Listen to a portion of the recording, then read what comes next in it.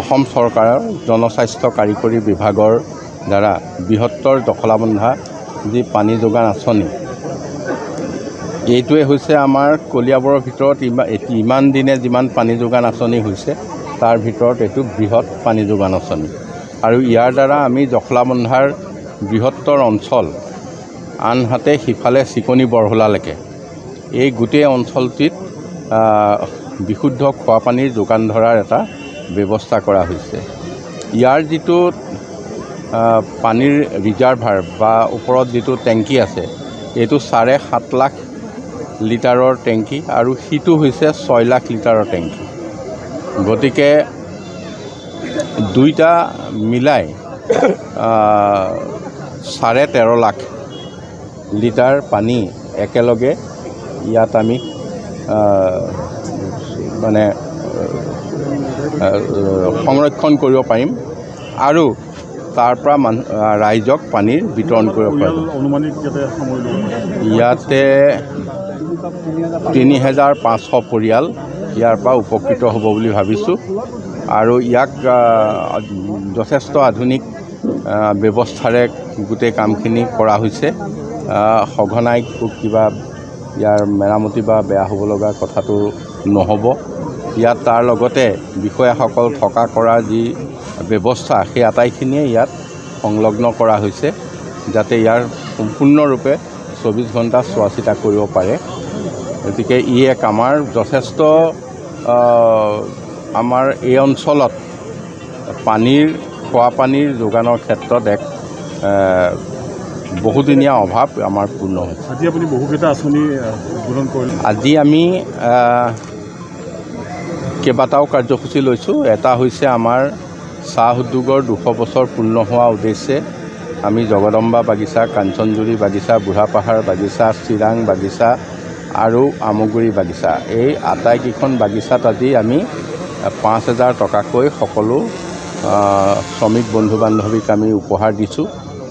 আৰু লগতে আমি আমগুৰি উপৰডাঙাৰ যি অংগনবাদী কেন্দ্ৰ, সেই অংগনবাদী কেন্দ্ৰ মুকলি কৰা হৈছে।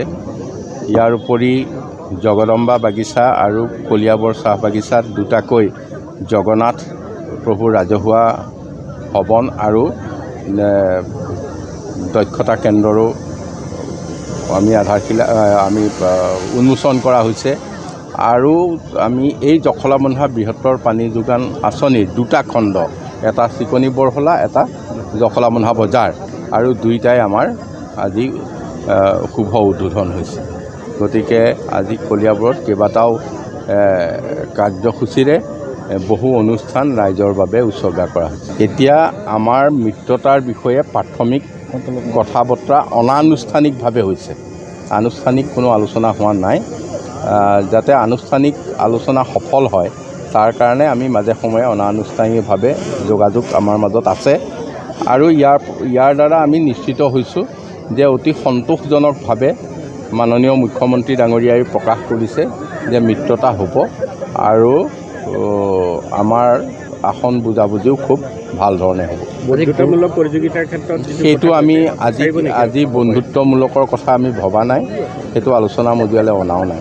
গুৰুত্বপূৰ্ণ কাৰ্যনিৰ্বাহক বৈঠক আজি কলিয়াবৰত অনুষ্ঠিত হৈছে। কেনেকুৱা ধৰণৰ সিদ্ধান্তসমূহ নিৰ্বাচন নহয়, সেইখন হৈছে আমাৰ অনুসূচিত জাতিৰ যিটো আমাৰ ৰাজ্যিক কমিটি, তেওঁলোকৰ কাৰ্যনিৰ্বাহক হৈছে। তেওঁলোকে তাতে অনুসূচিত জাতিৰ উন্নয়নৰ ক্ষেত্ৰত বহু সিদ্ধান্ত লৈছে। তাৰ ভিতৰতে আমি অৱগত কৰিছোঁ যে যেনেকৈ চিডুল ট্ৰাইবৰ বেল্ট ব্লক আছে, তেনেকৈ আমি চিডুল কাষ্টৰ কাৰণেও আমি তেনেকৈ সংৰক্ষিত এলেকা এটা প্ৰস্তাৱ আমাৰ চৰকাৰৰ আছে।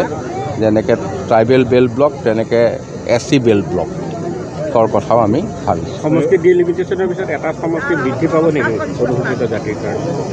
হয়, এটা সমষ্টি বৃদ্ধি পাব। আগতকৈ আসন বাঢ়িবনে? নিশ্চয় বাঢ়িব। যিকোনো খবৰৰ বাবে যোগাযোগ কৰক আমাৰ এই নম্বৰত 9181 307 221।